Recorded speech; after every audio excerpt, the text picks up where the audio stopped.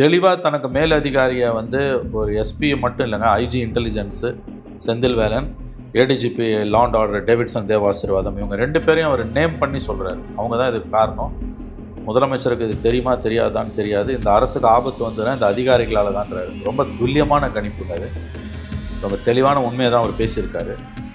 இதுக்கு மேற்கொண்டு முதலமைச்சர் பலரும் வைக்கிற குற்றச்சாட்டு இப்போ உள்ளேருந்தே வந்திருக்கு. ரொம்ப உள்ளேருந்து வந்திருக்கு. ரொம்ப அழகாக சொன்னீங்க சிவா, ரொம்ப அற்புதமான வார்த்தை, கரெக்டாக சொன்னீங்க.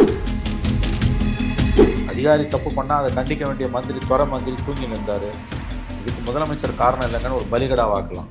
இப்போ அது செய்ய முடியாது. முதலமைச்சர் தான் அதுக்கு பொறுப்பு. இவ்வளோ மோசமாக கடந்த காலங்களில் போனது இல்லைங்க. நான் எம்ஜிஆர் பார்த்துருக்கேன், கருணாநிதி 89, 91, அப்புறம் 10 வருஷம் ஜெயலலிதா பீரியடு, எடப்பாடி, யார் ஆட்சியிலுமே இவ்வளோ தூரம் மோசமாக போனது இல்லை. அதாவது எடப்பாடி ஆட்சியில் ஒரு டிஎஸ்பி தற்கொலை பண்ணாங்க. இல்லை அதுதான் இதுதான் பிரச்சனையா.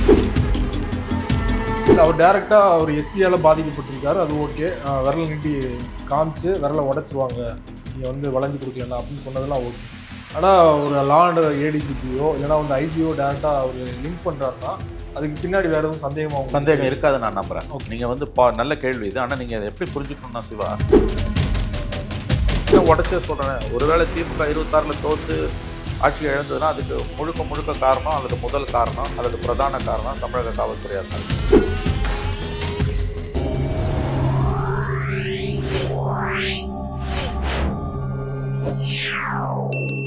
அரசியல் களம் நேயர்களுக்கு வணக்கம். இன்றைக்கு நம்மோடு நேர்காணலுக்காக மூத்த பத்திரிகையாளர் மற்றும் அரசியல் திறனாய்வாளர் திருமதி மணி அவர்கள் நம்மோடு இருந்திருக்கிறார். அவரோடு பேசுகிறோம். சார் வணக்கம். வணக்கம் சிவா. மயிலாடுதுறை மதுவிலக்கு டிஎஸ்பி சுந்தரேசன் அவர்கள் எஸ்பி மற்றும் ஐஜி செந்தில்வேலன், ஏடிஜிபி டேவிட்சன் ஆசீர்வாதம் மீது வைக்கப்பட்ட குற்றச்சாட்டு தான் நேற்றிலிருந்து பரபரப்பாக பேசப்பட்டு இருக்கு. குறிப்பாக அதிகாரிகள்னால தான் இந்த ஆட்சிக்கு பெரிய ஆபத்து அப்படின்னு சொல்லியிருக்காரு இல்லையா? எப்படி பார்க்குறீங்க அவருடைய குற்றச்சாட்டு? ஒரு சரியான ஸ்டேட்மெண்ட்டை தான் அவர் கொடுத்துருக்காருன்னு தோணுது. எதிர்க்கட்சிகள் எவ்வளோ நாள் சொன்னதையும் சில அரசியல் பார்வையாளர்கள், காவல்துறையின் செயல்பாடுகளை விருப்பம் இல்லாமல் ஆராயக்கூடிய ஆய்வாளர்கள், சில மூத்த பத்திரிகையாளர்கள் எல்லாம் அரசாங்கத்தை வந்து ரொம்ப துல்லியமாக அவதானிக்கக்கூடிய, நல்லது கெட்டதை வந்து காய்தல் உரத்தில் இல்லாமல், சார்பு நிலை இல்லாமல், திமுகவுக்கு எதிர்நிலையோ ஆதரவு நிலையோ ரெண்டுமே இல்லாமல் பிரச்சனைகளின் அடிப்படையில் சீர்தூக்கி பார்க்கக்கூடியவர்கள் சொன்ன குற்றச்சாட்டை பணியில் இருக்கக்கூடிய ஒரு அதிகாரி, டிஎஸ்பி அந்தஸ்தில் இருக்கக்கூடிய ஒரு அதிகாரி தெளிவாக சொல்லியிருக்காரு. ஒரு அதிகாரி, போலீஸ் அதிகாரி, டிஎஸ்பி லெவலில் அதிகாரி வந்து மீடியாக்கிட்ட பேசுகிறாருன்னா நிச்சயமாக அவர் பக்கம் ஏதோ ஒரு நியாயம் இருக்குன்னு தான் அர்த்தம். அவர் தப்பு பண்ணியிருந்தால் அப்படி பேச மாட்டார். ஏன்னா அந்த பயம் இருக்கும். அதுவும் காவல்துறையில் உங்கள் பக்கம் நியாயம் இருந்தால் கூட மீடியா கிட்ட போனால் அதுக்கு ஒரு பெரிய விலை கொடுக்க வேண்டியிருக்கும். அவங்க ஒரு கட்டத்தில் பொய்யான குற்றச்சாட்டுக்கெல்லாம் வச்சு டிஸ்மிஸ் கூட சர்வீஸ்லேருந்து கூட பண்ணலாம். டெர்மினேட் பண்ணால் கூட நீங்கள் ஒன்றும் பண்ண முடியாது, எந்த பெனிஃபிட்ஸுமே கிடைக்காது. நான் வாலண்டியர் ரிட்டைர்மெண்ட் கேட்குறேன், கொடுக்க மாட்டேன்றாங்கன்னு அவர் சொல்கிறார். வாலண்டியர் ரிட்டைர்மெண்ட் கேட்டால் கொடுக்க வேண்டியதானே, ஏன் கொடுக்காமல் வச்சுருக்காங்க? அப்போ உள்ளே வச்சு பழி வாங்கணுன்றதானே அவங்க நோக்கம். இன்னொன்று, தெளிவாக தனக்கு மேலதிகாரியை வந்து ஒரு எஸ்பி மட்டும் இல்லைங்க, IG intelligence Senthilvelan, ADGP law and order Davidson Devasirvatham, இவங்க 2 பேரையும் அவர் நேம் பண்ணி சொல்கிறார். அவங்க தான் இதுக்கு காரணம். முதலமைச்சருக்கு இது தெரியுமா தெரியாதான்னு தெரியாது. இந்த அரசுக்கு ஆபத்து வந்ததுன்னா இந்த அதிகாரிகளால் தான்றாரு. ரொம்ப துல்லியமான கணிப்புங்க அது. ரொம்ப தெளிவான உண்மையை தான் அவர் பேசியிருக்காரு. இதுக்கு மேற்கொண்டு முதலமைச்சர் பலரும் வைக்கிற குற்றச்சாட்டு இப்போ உள்ளேருந்தே வந்திருக்கு. ரொம்ப அழகாக சொன்னீங்க சிவா, ரொம்ப அற்புதமான வார்த்தை, கரெக்டாக சொன்னீங்க. வெளியிலேருந்து வைக்கக்கூடிய குற்றச்சாட்டு நீங்கள் டிபார்ட்மெண்ட்டுக்கு உள்ளேருந்து வருது. இப்போ மற்றவங்க சொல்லும்போது எதிர்கட்சிங்க எலெக்ஷன் டைமுங்க சேத்தவாரி அடிப்பாங்க அப்படின்னா, மீடியாவில் பேசுவாங்க, எப்போ பார்த்தாலும் திமுக திட்டுவாங்க அப்படின்ட்டு கடந்து போகலாம். உங்கள் அதிகாரி சொல்கிறாருங்க, உள்ள நிலைமை மோசமாக இருக்குன்னு உங்கள் அதிகாரி சொல்கிறாரு. ஒரு டிஎஸ்பி லெவல் ஆஃபீஸர் சொல்கிறார். டிஎஸ்பினா ஒரு ஹையர் ஆஃபீஸர் லெவலுக்கு வந்துடுறாங்க. அவங்க கான்ஸ்டபிள், எஸ்ஐ, இன்ஸ்பெக்டர் ஒரு லெவல்னா, DSP, SP, DIG, IG, ADGP, DG அந்த லெவலுக்கு போய்டும். அது டிஎஸ்பினால சீனியர் ஆஃபீஸர் கேட்டகரிக்கு வந்துடுறாங்க. யூனிஃபார்மில் நின்றுக்கிட்டு அவர் பேட்டி கொடுக்குறாரு. எவ்வளோ அவமானம் இந்த கவர்மெண்ட்டுக்கு. எதுவுமே நடக்காத மாதிரி அதிகாரிகள், முதலமைச்சர் இருக்காரு, அதிகாரிகள் இருக்காங்க. இத்தனைக்கும் ரொம்ப முக்கியமாக கவனிக்க வேண்டிய விஷயம், முதலமைச்சரோட நேரடி கட்டுப்பாட்டில் இயங்கக்கூடிய ஒரு துறை. முதலமைச்சரோட நேரடி கட்டுப்பாட்டில் நடக்கக்கூடிய ஒரு துறையில் இப்படிப்பட்ட அவலம் நடக்குதுன்னு நான் மறுபடியும் சொல்லுகிறேன். நீங்கள் சொன்னீங்க அழகாக, அதாவது வந்து ரொம்ப அழகாக சொன்னீங்க. அதாவது இது வெளியிலேருந்து வந்தால் பரவாயில்ல, உள்ளேருந்து வருது. அப்போ இது உள்ள எவ்வளோ தூரம் நிலைமை மோசமாக இருக்குன்றத, இன்னும் 8 மாதம் எலெக்ஷனை வச்சுக்கிட்டு இப்படிலாம் சிச்சுவேஷன் டெவலப் ஆகுதுன்னா என்ன செய்து கொண்டிருக்கிறார் முதலமைச்சர் என்ற கேள்வி தான் எழும் உங்களுக்கு. ஏன்னா ஒன்று ஞாபகம் வச்சுக்கோங்க, ஒரு அரசாங்கத்தோட நல்ல அரசா அது வந்து மக்கள் விரோத அரசா என்பதற்கான அளவுகோல் வந்து சட்டம் ஒழுங்கு தான். மற்ற 1000 சாதனை நீங்கள் வந்து விடியல் பயணம், விடியா பயணம், நான் முதல்வன் ஸ்கீமு, அந்த ஸ்கீம், இந்த ஸ்கீம்னு 1000 கீழடி, இந்த மாதிரி 1000 விஷயங்களை நீங்கள் வந்து தம்பட்டம் அடிச்சிங்கனாலும் கீழ் மட்டத்தில் இருக்க மக்கள் வாக்களிக்கும் போது முதல்ல அவங்க பார்க்கறது சட்டம் ஒழுங்கு எப்படி இருக்குது. அதில் நேர்மையான அதிகாரிகளுக்கு பல முறை இவரை பணிமடை மாற்றம் செஞ்சுருக்காங்க. சில மாதங்களுக்கு முன்பு, ஐ திங்க் டிசம்பர்னு நினைக்கிறேன், முன்ன பின்ன இருக்கலாம் கொஞ்சம் நாட்களில், ஒரு கஸ்டோடியல் டெத்து சம்மந்தமாக மனித உரிமை ஆணையத்தில், போலீஸில் இருக்கக்கூடிய மனித உரிமை ஆணையத்தில் இவர் தெளிவாக ரிப்போர்ட் போட்டிருக்காரு. போலீஸ் அத்துமீறலில் தான் அந்த படுகொலை நடந்த. வழக்கமாக அப்படி போலீஸ் லாபி போலீஸாக காட்டியே கொடுக்காது. அப்படியே அதுக்கு நேர் எதிராக வருதுன்னா அவர் உண்மை சொல்கிறாருன்னு அர்த்தம். இப்போ தனிப்பட்ட முறையில் அவர் மீதான விமர்சனங்கள், அவருக்கு மேலே அந்த நடவடிக்கை இந்த நடவடிக்கை, இந்த கதையெல்லாம் இந்த கம்பி கட்டுற வேலையெல்லாம் கட்ட ஆரம்பிச்சிருக்காங்க. கடந்த காலங்களில் வந்து காங்கிரஸ் கவர்மெண்ட்லலாம் உள்துறைக்கு தனி மந்திரி இருந்தாங்க. பக்தோச்சில் முதலமைச்சராக இருக்கும்போது கடைசி உள்துறை அமைச்சர் கக்கன் இருந்தார். அதன் பிறகு 67 திமுக ஆட்சிக்கு வந்து இந்த 58 ஆண்டுகளில் முதலமைச்சர் தான் காவல்துறைக்கும் மந்திரி. அண்ணாதுரை, ஸ்டாலின், அண்ணாதுரை, கருணாநிதி, எம்ஜிஆர், ஜெயலலிதா, ஸ்டாலின், எடப்பாடி, இப்போ மறுபடியும் ஸ்டாலின், இவங்க யார் இருந்தாலும் இவங்க போலீஸை இவங்க தான் கையில் வச்சுக்கிறாங்க. அதில் நல்லதும் இருக்குது, கெட்டதும் இருக்குது. நல்லது வந்து உங்களுக்கு வந்து இப்போ 1000 இருந்தாலும் போலீஸை கையில் வச்சுருந்தா தான் கட்சியை கட்டுப்படுத்த முடியும், மாநிலத்தை கட்டுப்படுத்த முடியும். யாரையும் நம்ப முடியாதுன்னு தான் உள்துறையை கையில் வச்சுருக்காங்க. ஆனால் கெட்டது என்னென்னா, இந்த மாதிரி தவறுகள் நடக்கும்போது பலிகடா ஆக்க முடியாது. இப்போ உள்துறைக்கு தமிழ்நாட்டில் தனி மந்திரி இருந்தாங்கன்னா நிலைமை இன்னும் மோசமாக போகுதுன்னு வச்சுக்கோங்க. எலெக்ஷன் டைமில் ஒருத்தர் மாற்றிட்டு முதலமைச்சரை தான் பொறுப்பில் ஏற்றுக்கலாம், அல்லது வேறு ஒருத்தரை போடலாம். அப்போ என்ன சொல்லலாம், முதலமைச்சருக்கு தெரியாதுங்க, அவர் என்னங்க பண்ணுவார், அவர் ஏகப்பட்ட பணிச்சுமைகள் இருக்குது, அதிகாரி தப்பு பண்ணால் அதை கண்டிக்க வேண்டிய மந்திரி தூங்கி நின்றார், இதுக்கு முதலமைச்சர் காரணம் இல்லைங்கன்னு ஒரு பலிகடாவாக்கலாம். இப்போ அது செய்ய முடியாது, முதலமைச்சர் தான் அதுக்கு பொறுப்பு. இவ்வளோ மோசமாக கடந்த காலங்களில் போனது இல்லைங்க. நான் எம்ஜிஆர் பார்த்துருக்கேன், கருணாநிதி 89, 91, அப்புறம் 10 வருஷம் ஜெயலலிதா பீரியடு, எடப்பாடி, யார் ஆட்சியிலுமே இவ்வளோ தூரம் மோசமாக போனதில்லை. அதாவது எடப்பாடி ஆட்சியில் ஒரு டிஎஸ்பி விஷ்ணுபிரியா தற்கொலை பண்ணாங்க. இல்லை அதுதான் இதுதான் பிரச்சனையே. இப்போ அங்கேயே இது ஆரம்பிக்குது. ஜெயலலிதா, கருணாநிதி, எம்ஜிஆருக்கு பிறகு இது ஆரம்பிக்குது. விஷ்ணுபிரியா தற்கொலை எடப்பாடிக்கு ஒரு பிளாக் மார்க்கு. இப்போ இங்கே தற்கொலைகள் இது வரைக்கும் நடக்கலைன்றதுனால இது ஒன்றும் அதை விட நல்ல அரசுன்னு நம்ம சொல்ல முடியாது. அது ரொம்ப மோசமான ஒரு சம்பவம். ஆனால் என்னை பொறுத்த வரைக்கும் அந்த ஒரு சம்பவத்தை நீக்கிட்டு பார்த்தா எடப்பாடி கவர்மெண்ட்டில் கூட டிபார்ட்மெண்ட்டுக்குள்ளே இப்படி ஒரு பிரச்சனை வரல. நீங்கள் ஒரு விஷயத்தை புரிஞ்சுக்கணும், அதாவது டிபார்ட்மெண்ட்டால் மக்களுக்கு வர பிரச்சனை ஒன்றுன்னா டிபார்ட்மெண்ட்டுக்கு உள்ளேயே வர பிரச்சனை ஒன்று. இது ரெண்டுத்துக்கு ஒன்று. போலீஸால் மக்களுக்கு வர பிரச்சனை, போலீஸுக்கு உள்ளேயே வர பிரச்சனை. இன்ஃபேக்ட் போலீஸால் மக்களுக்கு வர பிரச்சனையாக அதிகாரிகளும் முதலமைச்சரும் ஆட்சி தலைமையும் கவனம் செலுத்தினாங்கன்னா அவங்களால அது சரி பண்ணிட முடியும். அது வாய்ப்பு இருக்குது, உண்மையிலே வாய்ப்பு இருக்குது. ஆனால் போலீஸுக்கு உள்ளேயே பிரச்சனை வருதுன்னு வச்சுக்கோங்க, அது வந்து டிபார்ட்மெண்ட் வந்து இது யூனிஃபார்ம் சர்வீஸுங்க, டிசிப்ளினுக்கு பேர் போன சர்வீஸ். மிலிட்ரிலையும் போலீஸ்லேயும் மீடியா கிட்டலாம் பேசினான்னா அதோட கதை முடிஞ்சுது. அப்போ அந்த தைரியம் அவங்களுக்கு எங்கே வழக்கமாக அந்த தைரியம் வராது, அவங்களுக்கு அந்த எண்ணமும் அவங்களுக்கு வராது. இப்போ இந்த சுந்தரேசன் பேசுனது, டிஎஸ்பி சுந்தரேசன் பேசுனது, அவர் பக்கம் நியாயம் இருக்குன்னு நான் நம்புகிறேன். ஏன்னா எஸ்பி மறுத்திருக்காரு, அவர் எஸ்பி மறுத்திருக்காரு, அது ஓகே. நான் என்ன சொல்கிறேன், டிஎஸ்பிக்கு வந்துங்க இது மற்ற துறைகளில் ஒரு ரெவென்யூ டிபார்ட்மெண்ட்லேயோ, கோஆப்டெக்ஸ் டிபார்ட்மெண்ட்லேயோ, அல்லது வந்து வேறு எலக்ட்ரிசிட்டி டிபார்ட்மெண்ட்லேயோ, கல்வித்துறையிலையோ, எஜுகேஷன் டிபார்ட்மெண்ட்லேயோ இந்த மாதிரி ஒரு மேலதிகாரி மேலே கீழ் அதிகாரி குற்றம் சுமத்துறதுக்கும், காவல்துறையில் சீருடை பணியாளர்கள்லேருந்து துறையிலேருந்து ஒருத்தர் குற்றம் சுமத்துறதுக்கும் அடிப்படையில் ஒரு வித்தியாசம் இருக்குது. அதுவும் போலீஸ் டிபார்ட்மெண்ட்டில் இராணுவத்துக்கு இணையானது தான் போலீஸ் டிபார்ட்மெண்ட்டில் இருந்துக்கிட்டு உங்களுக்கு ஒரு டிஎஸ்பி வந்து அது எந்த லெவலில் அவர் சொல்கிறாருன்னா, எஸ்பி மட்டும் இல்லை, ஐஜி அண்ட் இன்டெலிஜென்ஸ், ஐஜி இன்டெலிஜென்ஸையும் ஏடிஜி லா அண்ட் ஆர்டரையும் சொல்கிறாருன்னா அவர் பாதிக்கப்பட்டிருக்கிறார். நீங்கள் நல்லா புரிஞ்சுக்கணும், இது வந்து ஒரு தனி மனித வக்ரத்தாலேயோ அல்லது யாரோ சொல்லி கொடுத்தா அவர் பேசுகிறாருன்னு ஆட்சியாளர்கள் நினைப்பார்களே ஆனால், திமுக நினைக்குமே ஆனால், ஏன்னா இப்போயே சோஷியல் மீடியாவில் எழுதுறாங்கன்றாங்க. அப்படி திமுக நினைக்கும்னா அவர்களை பார்த்து நாம் பரிதாபம் தான் பட முடியும். புறையோடி போயிருக்கிறது காவல்துறைக்குள்ளே இருக்க பெரிய பிரச்சனை, புறையோடி போயிருக்குது. அந்த அதிகாரி சொல்கிற மாதிரி நாளைக்கு இந்த அரசாங்கம், அவர் என்ன சொன்னார், இந்த கவர்மெண்ட்டுக்கு ஒரு அதிகாரிகளால் பாதிப்பு 100%. நாளைக்கு ஒரு வேளை இந்த கவர்மெண்ட்டுக்கு ஆபத்து வந்ததுன்னா அது அந்த அதிகாரிகளால் தான். நான் இன்னும் உடச்சே சொல்கிறேன், ஒருவேளை திமுக 26 தோற்று ஆட்சி இழந்ததுன்னா அதுக்கு முழுக்க காரணம், அல்லது முதல் காரணம், அல்லது பிரதான காரணம் தமிழக காவல்துறையாக தான் இருக்கும். டிபார்ட்மெண்ட்டுக்கு உள்ளேருந்தே இப்படிப்பட்ட இஷ்யூஸ் வரும்பொழுது இதை பூசி மழுகிறதுக்கும், தனிப்பட்ட முறையில் அந்த அதிகாரியை கேரக்டர் அசாசினேட் பண்ணுறதுக்கும், அவர் மேலே இந்த சார்ஜ் இருக்குது அந்த சார்ஜ் இருக்குன்னு திமுக கவனம் செலுத்தும் என்றால் அவங்கள யாராலையும் காப்பாற்ற முடியாது. இதெல்லாம் வேக்கப் காலங்க. இன்ஃபேக்ட் இதை தாங்க எதிர்கட்சிங்க எடுத்து பேசணும், கூட்டணி கட்சிகள் இதை பேசணும். எதிர்கட்சிகள் தமிழ்நாட்டில் பலவீனமாக இருக்குது.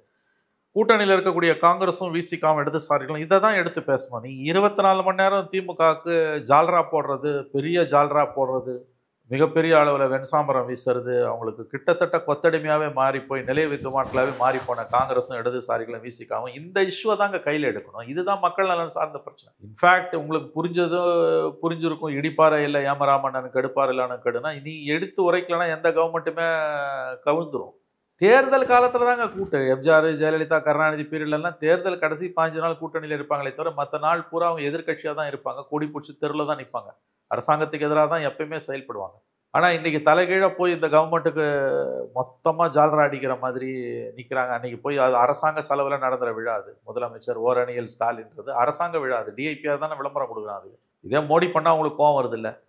அரசாங்க செலவில் தேர்தல் பிரச்சாரத்தை நீங்கள் நடத்துறீங்க. திமுக கூட்டணியோட தேர்தல் பிரச்சாரம் அமோகமாக நடக்குது அரசாங்க பணத்தில். அதை தான் அன்புமணி சொல்கிறாரு, அதை தான் எடப்பாடி சொல்கிறாரு. இப்போ அதில் கவனம் செலுத்தக்கூடிய இந்த கூட்டணி கட்சிகள், நிலைய வித்வான்கள் இந்த இஷ்யூ எடுத்து பேசினாங்கன்னா அரசாங்கம் கொஞ்சமாவது விழிப்படையும்.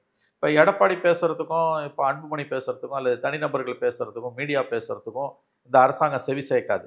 ஏன்னா தேனும் பாலும் ஓடுது. 26 நம்ம வெற்றி உறுதின்னு அவர்கள் மனப்பால் குடித்து கொண்டிருக்கிறார்கள். மோடி எப்படி ஆப்கி பார் 400 பாரோ அந்த மாதிரி இவங்க நெக்ஸ்ட் நாங்கள் வெற்றி பெறுவது உறுதியாகுது. 36 வரைக்கும் போயிட்டார் ஸ்டாலின். நிரந்தரமாக திமுக லெவலுக்கு வந்தாச்சு. அப்போ எதுவுமே அவங்க காதில் ஏறாது. அப்போ இந்த இடத்துல கூட்டணியில் இருக்கக்கூடிய கட்சிகள் இடித்துரைத்தால் அது இந்த அரசாங்கத்துக்கு உரைக்கும். நீங்கள் காமராஜை பற்றி திருச்சி சிவா சொன்னதுக்கு பொங்கி எழுறீங்க. அது தப்பு தான். திருச்சி சிவா பேட் டேஸ்ட்டில் சொன்னார். அதை விட முக்கியமான இஷ்யூஸ் இதெல்லாம். அது உங்கள் தலைவரை பற்றினது. அஃப்கோர்ஸ் அவர் தமிழ்நாட்டுக்கு தலைவர், அவரை பற்றி பேசியிருக்கக்கூடாது. தப்பான அது உண்மையோ பொய்யோ, பட் அது சீப் டேஸ்ட்டில் சொன்னது. உண்மையாக இருந்தால் கூட ஏசி வச்சுக்கிறது ஒன்றும் தப்பு கிடையாது. ஆனால் அந்த சொன்ன துணி அவர் ஏழை பங்காளம் கிடையாது, ஏசி இல்லாமல் தூங்க மாட்டான்றது ஒரு வக்ர புத்தி. திருச்சி சிவாவோட வக்ர புத்தி அது காமிக்குது. அவர் அந்த டோன்ல தான் சொன்னார். அந்த டோன்ல தான் சத்தியமா அதுதான். வேற ஒன்றும் அதுக்கு அது நீங்கள் ஃபேக்டை வச்சு பார்க்காதீங்க. ஏசி ஃபேனுக்கு ஈக்குவலான விஷயம். அதில் ஒன்றும் பெரிய மாற்றே கிடையாது. அதுவும் அவர் வயதான காலத்தில் முதுமையிலையும் உடல் சோர்வு காரணமாகவும் ஹெல்த் ரீசன்ஸில் அவருக்கு தேவைப்படுது. ஆனால் நீ சொல்கிற தொனி என்ன? எனவே அது ஒரு பக்கம் இருக்கட்டும். மெயின் இஷ்யூக்கு வருவோம். இன்றைக்கி அதுக்கெல்லாம் பொங்கி எழுகிற காங்கிரஸ் இதுக்கு மக்கள் பிரச்சனையை கையில் எடுக்கணும்ல. அது 50 வருஷத்துக்கு முன்னால் நடந்த ஒரு தலைவரை பற்றின விவாதம் என்பது வெறும் அகடமிக் டிஸ்கஷன் தான். அதை நேற்றே சேர்ந்துட்டாங்க, ஒன்றா சேர்ந்துட்டாங்க. 2 பேரும் பார்த்துட்டாரு. 2 பேரும் ஒருத்தருக்கு ஒருத்தர் பாலிஷ் போட்டுக்கிறாங்க, அவ்வளோதான். மக்கள் நலன் சார்ந்த பிரச்சனையை அந்த எதிர்கட்சிகள் கையிலேயே எடுக்காதுன்னா அப்போ இந்த கவர்மெண்ட்டை யாராலையும் காப்பாற்ற முடியாது. ஞாபகம் வச்சுக்கோங்க, இது மிகப்பெரிய நெருக்கடியை நோக்கி இந்த கவர்மெண்ட் போகுது. இந்த ஒரு டிஎஸ்பி குற்றச்சாட்டை மட்டும் சுமத்தல. இந்த அரசுக்கு ஆபத்து வந்ததுன்னா அது அதிகாரிகளால் தான் வரும்னு ஏற்கனவே சில நல்லுள்ளம் கொண்ட அரசியல் பார்வையாளர்களும் மீடியா பர்சன்ஸும் சொல்கிற குற்றச்சாட்டை சீருடை அணிந்த ஒரு அதிகாரி சொல்கிறாருன்னா அவருக்கு எந்த உள்நோக்கமும் இருக்கிறதா நான் நம்பலை. இல்லை, அவர் டைரெக்டாக அவர் எஸ்பியால் பாதிக்கப்பட்டிருக்காரு, அது ஓகே. விரல் நீட்டி காமிச்சு விரலை உடைச்சிருவாங்க நீங்கள் வளைஞ்சு கொடுக்கலன்னா அப்படின்னு சொன்னதெல்லாம் ஓகே. ஆனால் ஒரு லா அண்ட் ஏடிஜிபியோ இல்லைனா ஐஜியோ டைரெக்டாக அவர் லிங்க் பண்ணுறாருன்னா அதுக்கு பின்னாடி வேற எதுவும் சந்தேகம் இருக்காது நான் நம்புறேன். நீங்கள் நல்ல கேள்வி இது. ஆனால் நீங்கள் அதை எப்படி புரிஞ்சுக்கணும்னா சிவா, சில விஷயங்களை நீங்கள் அதோட பின்புலத்திலிருந்து பார்க்கணும். நேரடி உதாரணங்கள் உங்களுக்கு கிடைக்காது.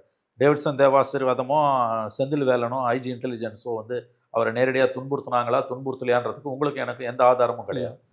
அவர் சொல்கிறதான் ஆதாரம். ஏன்னு கேட்டிங்கன்னா, ஒரு யூனிஃபார்ம் சர்வீசஸில் டிசிப்ளினுக்கு பெயர் போன ஒரு சர்வீஸில் ஒரு மிலிட்ரியில் மேலதிகாரிக்கு எதிராக குற்றம் சுமத்துறான்னா டிஸ்மிஸ் ஆகும், சந்தேகமே இல்லாமல். அதே தான் போலீஸ்லையும். அப்படி இருக்கும்போது அதை தைரியமாக அவர் பேட்டியில் சொல்கிறார், இதுக்கு பிறகு எனக்கு தொல்லைகள் வரும், அது தெரிஞ்சுதான் நான் பேசுகிறேன்றார். அவருக்குள்ளே இருக்கக்கூடிய ஒரு ஏதோ ஒரு நேர்மையின் குரல் தான் அப்படி பேச வச்சிருக்கு. நான் உறுதியாக அதை நம்புகிறேன். இன்றைக்கி வேலை எல்லாருக்கும் முக்கியம், நம்ம எல்லாருக்குமே வேலை முக்கியம். அவருக்கு என்ன 7 வருஷம் சர்வீஸ் இருக்குது, அவருக்கு பென்ஷன் இருக்குது. அப்படி இருக்கும்போது அந்த அதிகாரி எனக்கு விஆர்எஸ் கேட்டாலும் கொடுக்க மாட்டேன்றாங்கன்னு சொல்லும்போது வெறும் எஸ்பியோட நிறுத்திக்காமல் ஐஜி இன்டெலிஜென்ஸ் அண்ட் ஏடிஜி வரைக்கும் போகிறாருன்னா அவர்கிட்ட வேறு தகவல்கள் இருக்குது. இல்லாட்டி அவர் இப்படி பேச மாட்டார். நிச்சயமாக அவர்கிட்ட ஆதாரம் இல்லாமல் இப்படி பேச மாட்டார். ஒரு டிஎஸ்பி லெவல் ஆஃபீஸர் ஒரு ஐஜி இன்டெலிஜென்ஸ் அண்ட் டிஐ வெறும் எஸ்பி மேலே மட்டும் இல்லை, தன்னோட இமிடியட் சுப்பீரியர் மேலே மட்டும் இல்லை, டாப் 2 அவங்க தான்.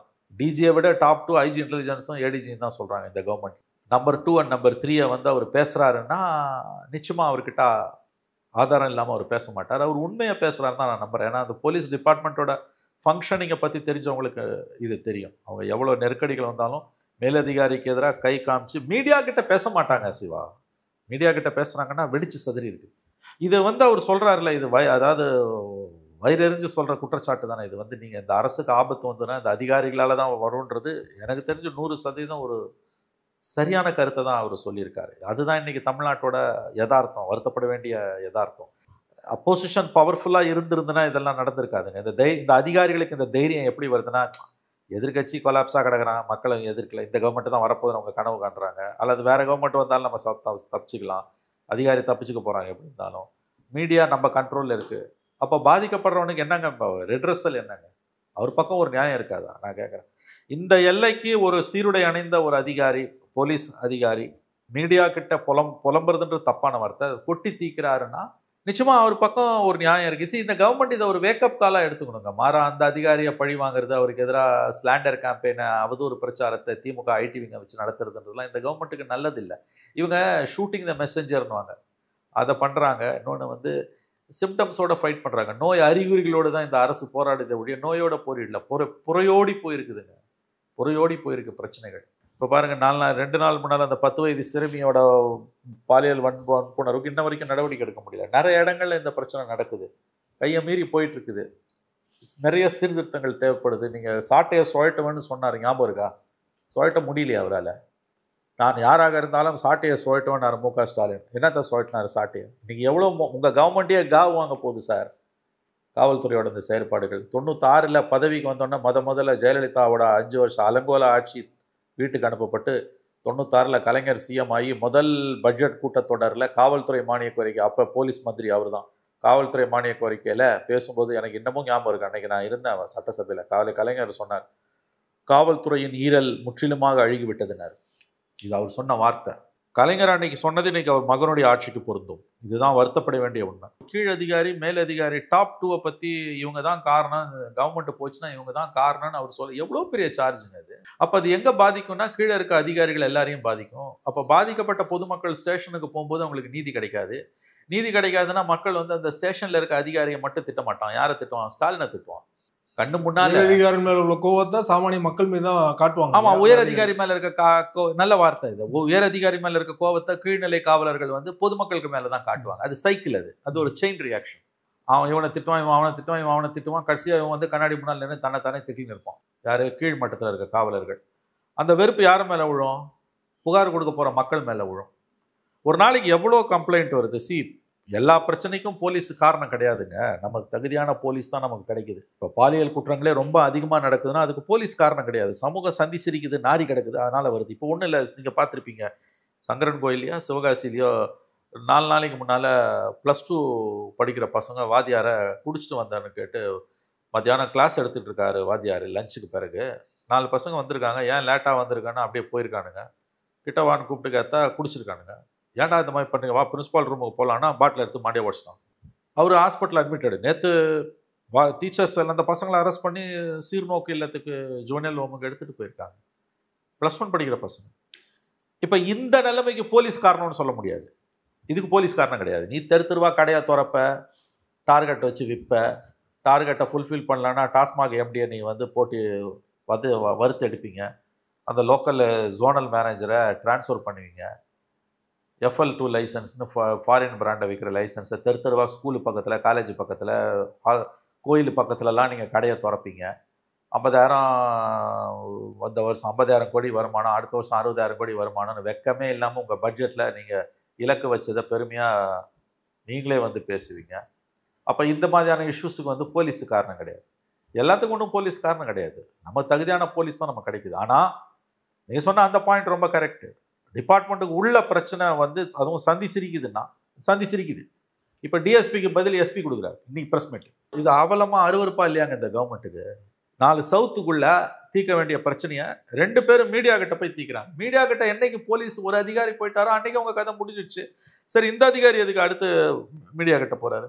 அப்போ இது எங்கே போய் முடியும்னா, நீங்கள் சொன்ன மாதிரி தனி மனிதன் பிரச்சனைனா போலீஸுக்கு போவான்.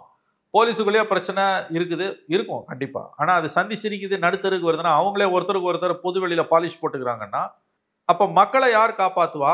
ஏன்னா இந்த வெறுப்பு கீழ்நிலை காவலர்களுக்கு, அதிகாரிகளுக்கு, ஸ்டேஷன் ஹவுஸ் ஆஃபீஸர்ஸ்னு சொல்லக்கூடிய அந்த இன்ஸ்பெக்டர்ஸுக்கு யார் மேலே திரும்புனா கம்ப்ளைண்ட் கொடுக்க வர பப்ளிக் மேலே தான் திரும்பும். பப்ளிக் மேலே திரும்புதுன்னா நல்லா கவனிங்க, மக்களோட கோபம் அந்த போலீஸ்காரன் மேலே வரதை விட அதிகமாக ஸ்டாலின் மேலேயும் திமுக மேலேயும் தான் வரும். இதுதான் இதில் இருக்க ஆபத்து. இதை தான் ஆட்சியாளர்கள் புரிந்து கொள்ள வேண்டும்.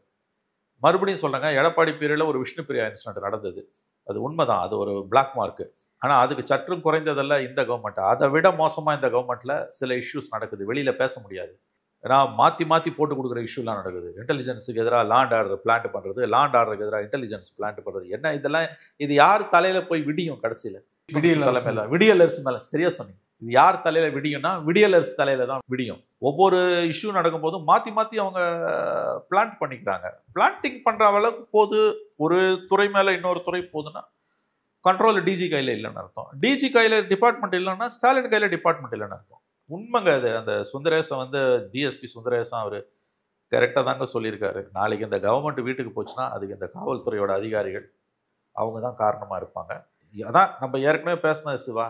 அமித்ஷாவால், அண்ணாமலையால், எடப்பாடி பழனிசாமியால், சீமானால், விஜயால் சாதிக்க முடியாததை தமிழக காவல்துறையின் சில அதிகாரிகள் சாதித்து கொண்டிருக்கிறார்கள். 26 விடியல் ஆட்சியை வீட்டுக்கு அனுப்புவார்கள். எழுதி வைத்துக் கொள்ளுங்கள். இப்படியே போச்சுன்னா இது நடக்குங்க. நேரத்தை ஒதுக்கி பல்வேறு தகவல்களோட பயந்து மிக்க நன்றி. நன்றி.